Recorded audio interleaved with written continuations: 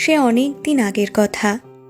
ঠাকুরের দেহরক্ষার পর যখন তরুণ পরিব্রাজক রূপে তিনি ছুটে চলেছেন সারা দেশে, তখনই কোনো একটা সময়ে এসে কদিন আলোয়ারেও ছিলেন। সেই সময়ে দুবেলা পেট চলে ভিক্ষার অন্নে। যেদিন কিছুই জোটে না ভিক্ষায়, সেদিন সন্ন্যাসীর জঠরাগ্নির জ্বালা কমায় এলাকার আর এক ভিখারিনী বুড়িমা। পথের ধারে তার জরাজীর্ণ কুঁড়ে ঘর। দিন শেষে ক্লান্ত, অবসন্ন, ক্ষুধার্ত সেই তরুণ এসে বসলে বুড়ি আস্তে আস্তে কিছুটা বাজরার আটা বার করে। ভিক্ষারি ধন সেসব। তারপর সে আটা মেখে হাতে চ্যাপটা করে আগুনে পুড়িয়ে খানকতক রুটি বানিয়ে সন্ন্যাসীর দিকে এগিয়ে দেয়। এনে খা রে লালা। ও বলা হয়নি, সন্ন্যাসীকে বুড়ি ডাকে মেরে লালা বলে, আর সন্ন্যাসী তাকে ডাকে মাই। বাজরার রুটির সঙ্গে কাঁচা লঙ্কা কামড়ে কামড়ে খেয়ে তৃপ্তির হাসি হাসে লালা। বুড়ির অর্ধেক খাওয়া তাতেই হয়ে যায়। তারপর অনেক দিন পেরিয়ে গেছে। বুড়ি জানেও না যে দেশ পেরিয়ে, মহাদেশ পেরিয়ে, সমুদ্র পেরিয়ে তার লালা আজ স্বামী বিবেকানন্দ হয়ে আবার ফিরে এসেছেন আলোয়ারে। না, এখন তিনি ভিক্ষাজীবী নন, রাজার অতিথি। সকাল থেকে সন্ধে রাজসভায় হাজার হাজার লোক আসে যায়, স্বামীজিকে দেখে, কথা বলতে চায়, তার আশীর্বাদ পেতে চায়। দুপা এদিক ওদিক গেলে সব সময় থাকে রাজার দেওয়া 2 পাহারাদার। মন হাঁপিয়ে ওঠে এসবে বিবেকানন্দের। মনে পড়ে এখানে এর আগেকার আশা, আধপেটা কিন্তু স্বাধীন পায়ে ঘুরে বেড়ানো। নিমেষে মনে পড়ে তার মায়ের কথা। সেই কুঁড়ে ঘরে বসে গরম বাজরার রুটি, বুড়ির মুখে সেই হাসি। আহা, কেমন আছে সে কে জানে, আদেও আছে তো। একবার দেখে এলে হয়। প্রহরীর চোখের আড়ালে সন্ধ্যের মুখে একাই বেরিয়ে পড়েন বিবেকানন্দ। জায়গাটা খুঁজে পেতে অসুবিধে হয় না। এই বছরে আলোয়ার বদলায়নি তেমন একটা। ওই তো বুড়ির কুঁড়ে ঘর, যেন আরও কিছুটা জীর্ণ। দরজায় একটা নোংরা কাঁথা ঝুলছে। বাইরে থেকেই স্বামীজি হাঁক দিলেন, মাই, ও মাই। ভেতর থেকে কর্কশ স্বর আসে বুড়ির। উফ, বুড়ো মানুষ, দুটো কাজ সারছি, তাতেও শান্তি নেই। কে চেল্লা সেই সন্ধে করে? আরে বাইরে এসেই দেখো না কে। হেয়ালি সইতে পারে না বুড়ি, ঝাঁঝিয়ে ওঠে। উফ, কে আমার রাজপুত্তুর এলো রে, বেরিয়ে তাকে দেখতে হবে। কে রে বেটা তুই? আরে তোর লালা, মনে নেই মাই? তোর লালা এসেছে। হাড় চিরচিরে বুড়িমা উত্তেজনায় কাঁপতে কাঁপতে বেরিয়ে আসে। কই, সত্যি লালা, তুই ফিরে এসেছিস?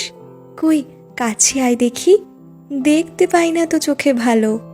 কাঁপা হাতে স্বামীজির গাল ছুঁয়ে অনেক কষ্টে নিজের চিবুক উঁচু করে তাকায় বুড়ি। সত্যি তো, আমার লালা। কোথায় গেছিলি, কোথায় চলে গেছিলি বাপ মাইকে ছেড়ে? সেসব অনেক গল্প রে মাই, হবেক্ষণ। দুটো খেতে দে তো আগে, বড্ড খিদে পেয়েছে। ওই দেখো, তখনও লালার পেটে আগুন জ্বলতো, আর এখনো। বলি, এই বছর কিছু খাসনি নাকি? বলি, আমার কাছে কি আছে যে তোকে খেতে দেব এই অবেলায়? কেন, তোর সেই বাজরার রুটি দিবি না লঙ্কা দিয়ে? কয়েক মুঠো বাজরার আটা মেখে গনগনে আঁচে পোড়ানো রুটি এগিয়ে দেয় মাই তার লালাকে। ছেলের মুখে সেই তৃপ্তির হাসি দেখে ফোকলা মাও হেসে ফেলে। নিজের ছেলেই তো তার। বুড়ির পেটের ছেলে জোয়ান বয়সে চলে গিয়েছিল। সেই থেকে এক লালা ছাড়া আর কাউকেই তেমন আপন ভেবে বাঁচেনি বুড়ি। লালাও পালিয়েছিল বছর কয়েক আগে, এবার ফিরে এসেছে সে। আর সহজে যেতে দেব না, এই ভেবে চোখ মুছে বুড়িমা। আহা, কি স্বাদ রে মাই! কোথায় লাগে এসবের পাশে রাজবাড়ির মন্ডা মিঠাই? আরে ও লালা, শুনেছিস? কি যেন মনে করে সোজা হয়ে বসে বুড়ি। শুনেছিস এখানে রাজবাড়িতে নাকি মস্ত এক সাধু এসেছে, সঙ্গে কত লোকজন, সাহেব মেম ভক্ত, সে নাকি বিরাট নামডাক করেছে। এ পথ দিয়ে কত লোক রোজ যাচ্ছে তাকে দেখতে, জানিস? তুই যাবি নাকি দেখা করতে? হ্যাঁ? লালা উত্তর দেওয়ার আগেই বুড়ি আবার বলে, না না থাক, তোর গিয়ে কাজ নেই, পেটই ভরল না তোর ভালো করে। আর কয়েকটা রুটি দি, তোর ওদিকে গিয়ে কাজ নেই। কেন রে মাই, গিয়ে কাজ নেই কেন? ও বাবা না, ও সাধু বড় লোক, বিরাট লেখাপড়া করা, কি বলতে শেষে কি বলে দেবে, আমার লালার মনে কষ্ট হবে শুধু শুধু। মুখে সাংঘাতিক এক দুষ্টুমির হাসি নিয়ে তার লালা ঝুঁকে পড়ে বুড়ির কাছে এসে বলে, এ মাই, একটা মজা করবি? চল, তুই আমি দুজনেই গিয়ে ওই স্বামীজিকে দেখে আসি। চল চল, যাবি?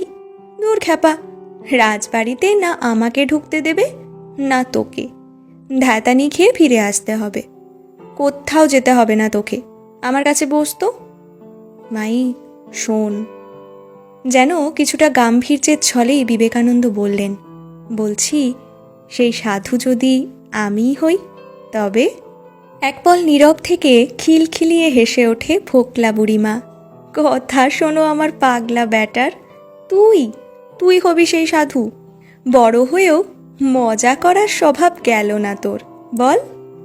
ওরে, তুই তো আমার লালা, আমিও গরিব, তুইও গরিব। ওসব বড় বড় সাধুর বেশি বেশি কথায় কাজ নেই আমাদের।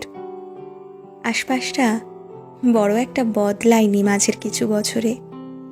সন্ধেবেলায় চাঁদ উঠেছে, সেই চাঁদের আলোয় ভেসে যাচ্ছে আলোয়ার, তার জনবসতি, পথঘাট। আর সেই পথের ধারের কুঁড়ে ঘরে বসে এক মাই আর তার লালা আগুন পোড়া বাজরার রুটি খেতে খেতে হাসিতে খুনসুটিতে আহ্লাদে আদরে উড়িয়ে দিচ্ছে জীবনের একটা সন্ধে, সেই রাজ অতিথি সন্ন্যাসীর থেকে বহু বহু দূরে।